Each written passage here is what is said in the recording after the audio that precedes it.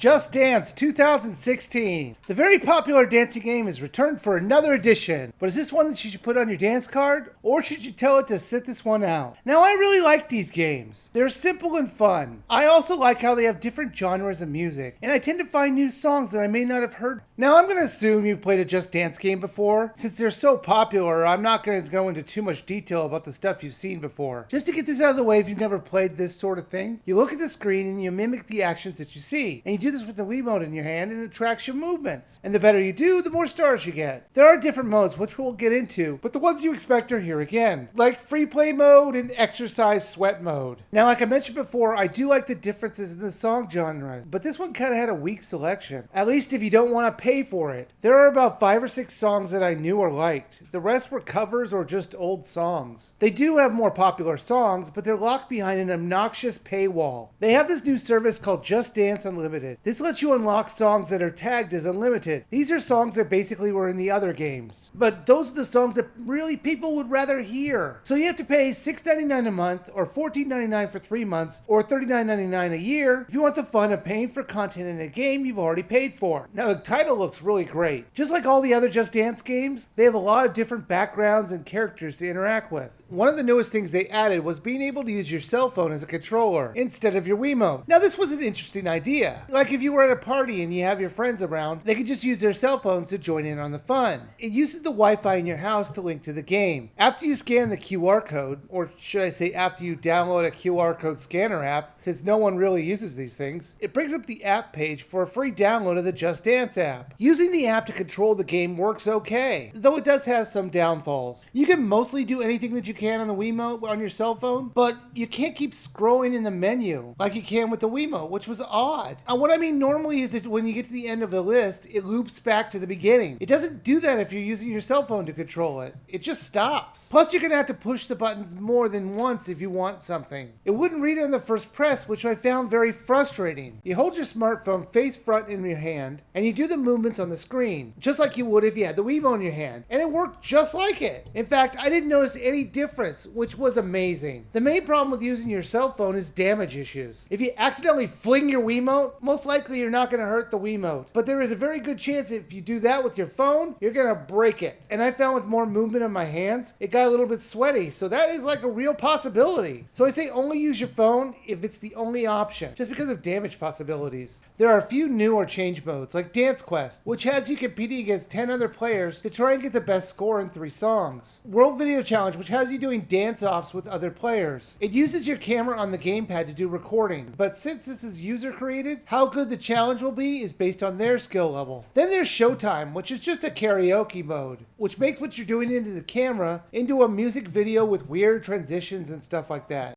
Party Master is the mode where you dance with your controller, and then somebody else picks the dance moves on the gamepad.